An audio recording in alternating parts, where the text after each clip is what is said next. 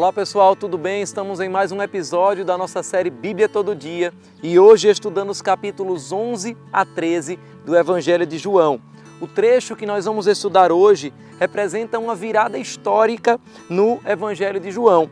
Enquanto nós tivemos nos vídeos anteriores uma introdução no capítulo 1 e alguns milagres e debates de Jesus dos capítulos 2 a 10, nós vamos ver aqui no capítulo 11 a ressurreição de Lázaro. E no capítulo 12 teremos a entrada de Jesus em Jerusalém. Finalmente, nos capítulos 13 a 17, vamos começar hoje o 13, vemos as palavras finais de Jesus aos seus discípulos. Em João 11, a Bíblia mostra que Lázaro era um grande amigo de Jesus e ficou gravemente doente.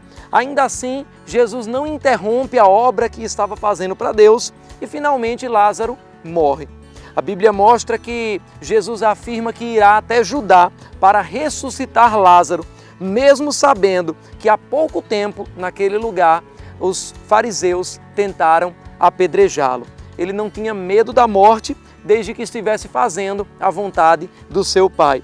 Quando ele chega em Betânia, a Bíblia diz que Lázaro já estava morto fazia 4 dias. E havia muita gente naquele lugar por causa da situação do velório.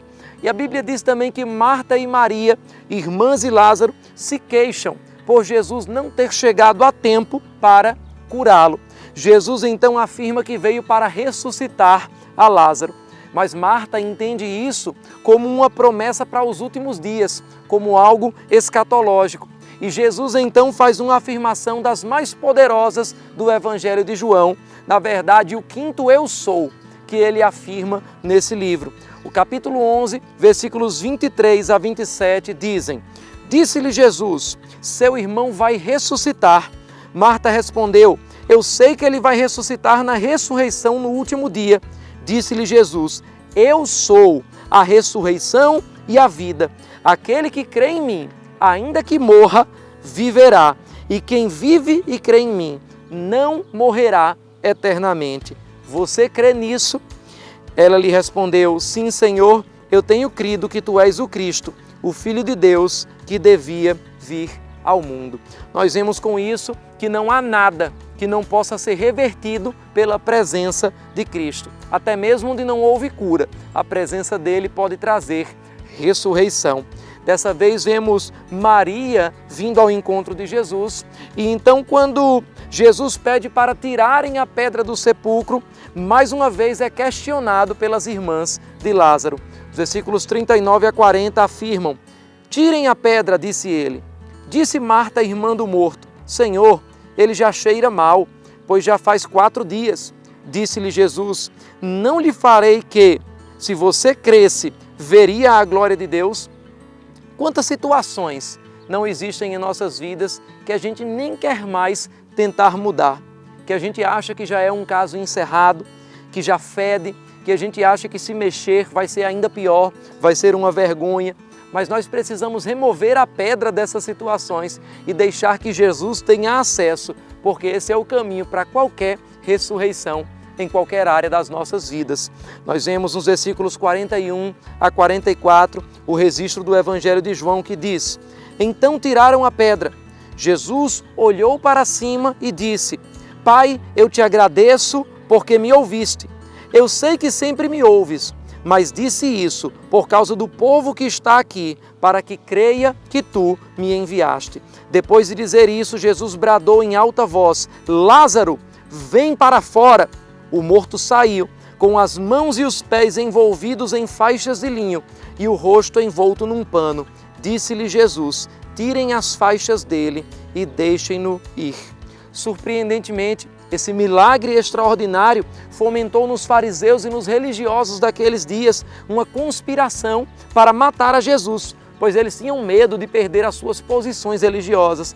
Religião muitas vezes tem a ver com lutas por status, títulos, posições, mas o verdadeiro cristianismo tem a ver com transformar a vida de pessoas.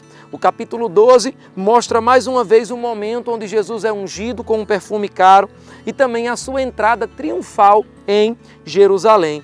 Esse evangelho mostra que foi a ressurreição de Lázaro um dos grandes motivos de aquela multidão está recebendo Jesus em Jerusalém, clamando Hosana. Já em Jerusalém, Jesus afirma aos discípulos abertamente que havia chegado o seu momento de executar o seu glorioso plano de salvação. A Bíblia diz no capítulo 12, versículos 23 a 26. Jesus respondeu: chegou a hora de ser glorificado o Filho do Homem. Digo-lhes verdadeiramente que, se o grão de trigo não cair na terra e não morrer, continuará ele só, mas se morrer, dará muito fruto. Aquele que ama a sua vida, a perderá, ao passo que aquele que odeia a sua vida neste mundo, a conservará para a vida eterna. Quem me serve, precisa seguir-me, e onde estou, o meu servo também estará. Aquele que me serve, meu Pai o honrará. Mesmo humanamente angustiado por saber que a sua morte estava próxima, Jesus se mantém firme em seu propósito de obedecer ao Pai em tudo que foi designado. Os versículos 27 e 28 afirmam: agora meu coração está perturbado, e que direi? Pai, salva-me desta hora? Não, eu vim exatamente para isto, para esta hora. Pai, glorifica o teu nome.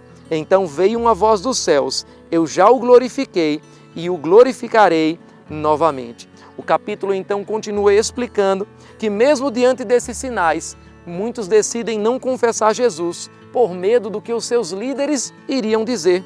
A Bíblia diz que eles preferiam a aprovação dos homens do que a aprovação de Deus. Quantas pessoas ainda hoje não vemos deixar o Evangelho de lado, impedir que o Evangelho transforme a sua vida, com medo das pessoas na família, do trabalho ou da faculdade, com medo do que outros líderes ou influentes vão dizer ao seu respeito. Finalmente, o capítulo 13 começa o maior discurso de Jesus, relatado em todos os evangelhos, as últimas palavras dele antes da sua morte e ressurreição. Esse trecho vai do capítulo 13 até o capítulo 17. O discurso, a sua oração, a condenação e morte de Jesus iriam acontecer nas próximas 24 horas. Era o seu último dia com os discípulos antes de morrer. E quais foram as suas principais instruções? A Bíblia diz no capítulo 13, versículo 1: um pouco antes da festa da Páscoa, sabendo Jesus que havia chegado o tempo em que deixaria este mundo e iria para o Pai, tendo amado os seus que estavam no mundo, amou-os até o fim. Jesus amou os seus até o fim. Ele também nos ama até o fim. E ele dá essa demonstração de amor, como vemos no seu discurso, lavando os pés dos discípulos. Naqueles dias era comum que as pessoas andassem quilômetros na poeira e de sandália, e os servos lavavam os pés das pessoas mais importantes quando chegavam nas casas. Pedro inicialmente não queria aceitar que Jesus lavasse os seus pés, mas depois é ensinado sobre a importância desse momento. Jesus afirma nos versículos 12 a 15: quando terminou de lavar-lhes os pés, Jesus tornou a vestir sua capa e voltou ao seu lugar. Então lhes perguntou: vocês entendem o que eu lhes fiz? Vocês me chamam de mestre e senhor, e com razão, pois eu o sou. Pois bem, se eu, sendo senhor e mestre de vocês, lavei-lhes os pés, vocês também devem lavar os pés uns dos outros. Eu lhes dei o exemplo para que vocês façam como eu lhes fiz. O restante desse discurso e os ricos ensinamentos que a gente vai encontrar, vamos ver a partir do próximo vídeo, onde estudaremos os capítulos 14 a 17. Deixe as suas dúvidas, seus comentários e até lá!